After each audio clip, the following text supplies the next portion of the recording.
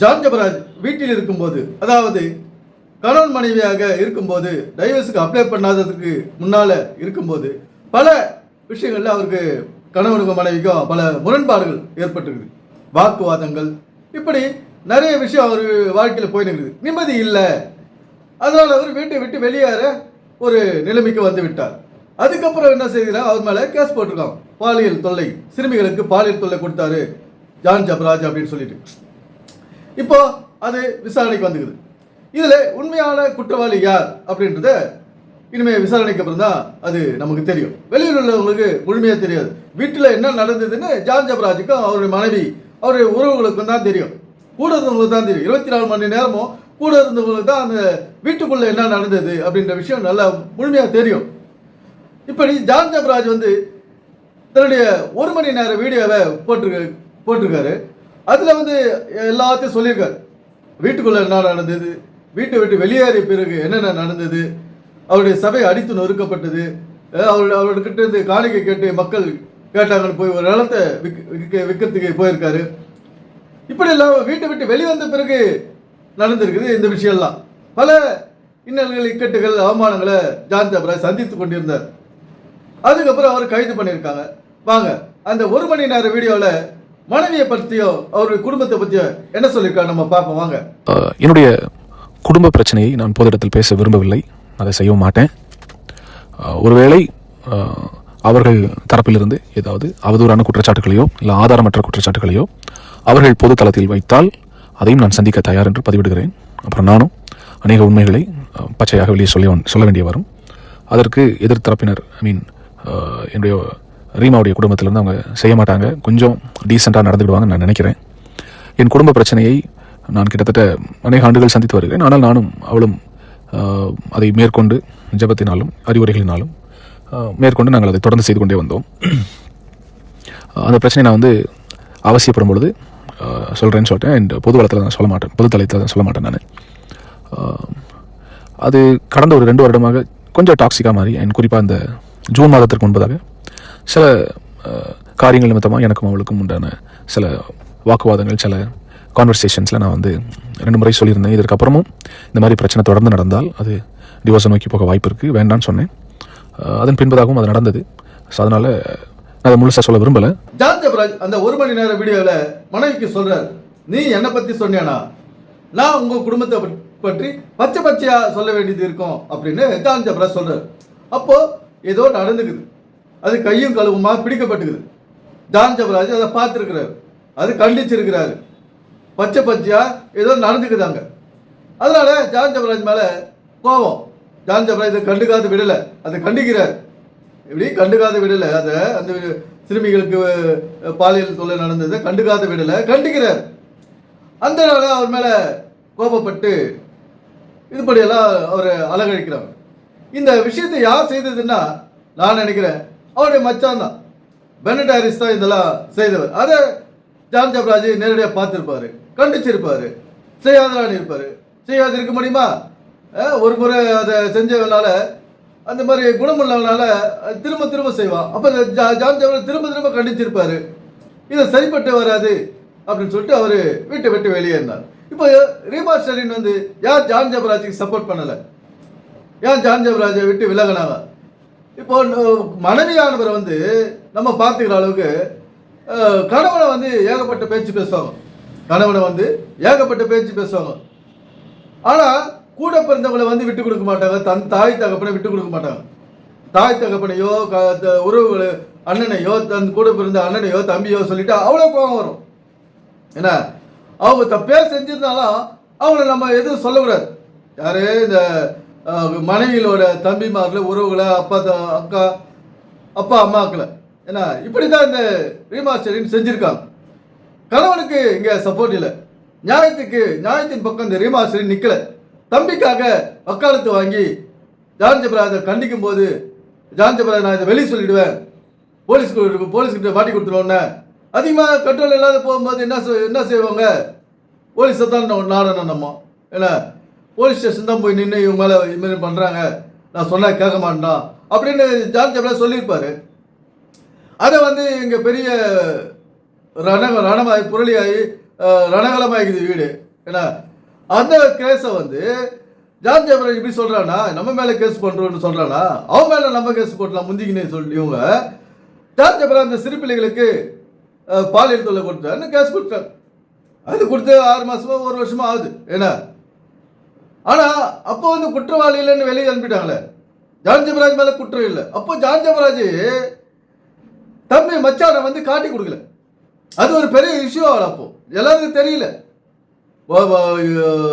பென்னட்ட வந்து அக்கா சரி ரீமா ஸ்டெர்லினும் கேஸ் கொடுக்கும்போது யாருக்கும் தெரியாது. அது இது மாதிரி பெரிய அளவில் யாருக்கும் தெரியாது. அது அவங்க குடும்பத்துக்குள்ளே முடிஞ்சு போன விஷயம். இப்போ வெளியே தெரிஞ்சுன்னா இது வந்து வெளியில் ஆட்கள் கொடுத்தது. அதனால தான் இன்னைக்கு எல்லா யூடியூப்லேயே போட்டு பேசின்னு இருக்காங்க. கைது அளவு போயிடுச்சு. அப்போ வந்து ஜான் ஜெபராஜ் மேலே தவறு இல்லைன்னு சொல்லிட்டு அவரை வெளியில் அந்த கேஸை ஒன்றும் இல்லைன்னு தூக்கி போட்டாங்க. இப்போ பலர் அந்த காழ்ப்புணர்ச்சியால் அந்த கேஸை தூசு தட்டி எடுத்திருக்காங்க. ஏன்னா இந்த யார் இந்த காழ்ப்புணர்ச்சியோடு யார் செய்யறது? ஜான் ஜெபராஜ் தவறு செய்தாரா, குற்றத்தை செய்தாரா, பாலியல் தொல்லை கொடுத்தாரா அப்படின்றது நமக்கு விசாரணைக்கு பிறகு தெளிவாக தெரிஞ்சு போயிடும்.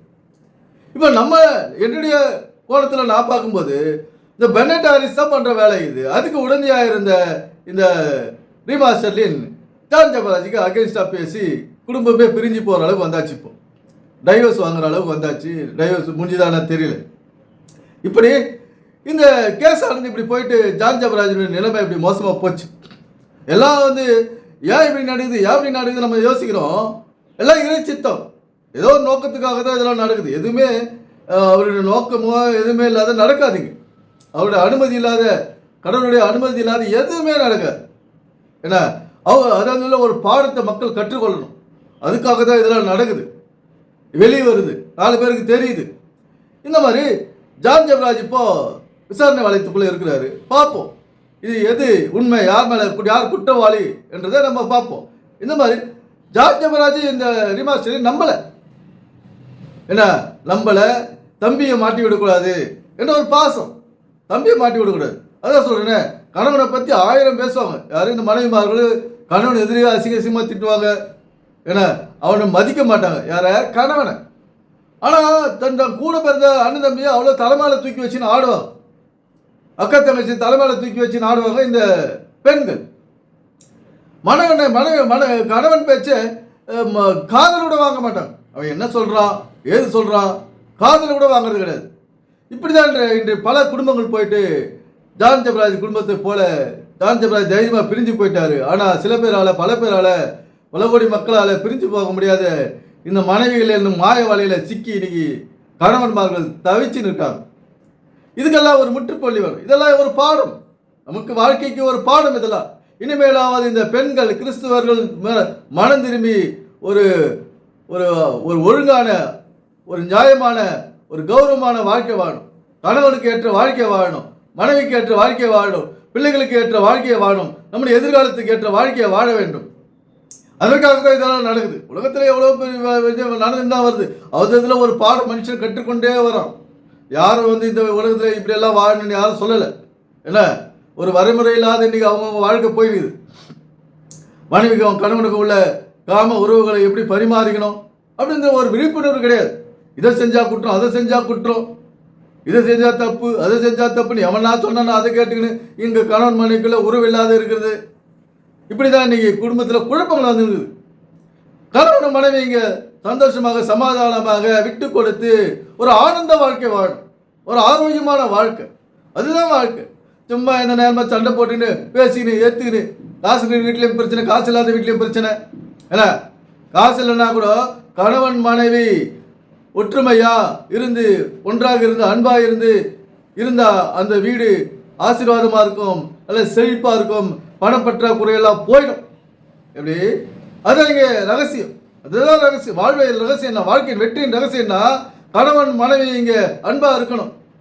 உடல் அளவிலும் மனதளவிலும் ஒருத்தர் தேவையை ஒருத்தர் நிறைவேற்றி வைக்கணும். அதுதான் இங்கே நடக்க வேண்டிய வேலை. ஏன்னா அதை விட்டுட்டு ஏதாவது ஒரு காரணத்தை காட்டி இதெல்லாம் தள்ளி போச்சுன்னா பிரச்சனை தான். இங்கே ஒரு யாராக இருந்தாலும், ஆணாக இருந்தாலும், பெண்ணாக இருந்தாலும் ஒரு நியாயமான வாழ்க்கையை நம்ம வாழணும். இந்த சமுதாயத்துக்கு ஏற்ற வாழ்க்கையை வாழணும். நம்முடைய சந்ததிக்கு ஏற்ற வாழ்க்கையை நம்ம வாழணும். ஏன்னா அதுக்கு முக்கியத்துவம் கொடுக்கணும். அதை விட்டுட்டு கணவனை வெறுக்கிறதோ, கணவன் மனைவியை வெறுக்கிறதோ, உறவுகளை வெறுக்கிறதோ, அப்புறம் அனாதையாக நிற்கிறதோ, இந்த விஷயம்லாம் இருக்கக்கூடாது. குடும்பம் என்பது ஒரு கோயில் மாதிரி.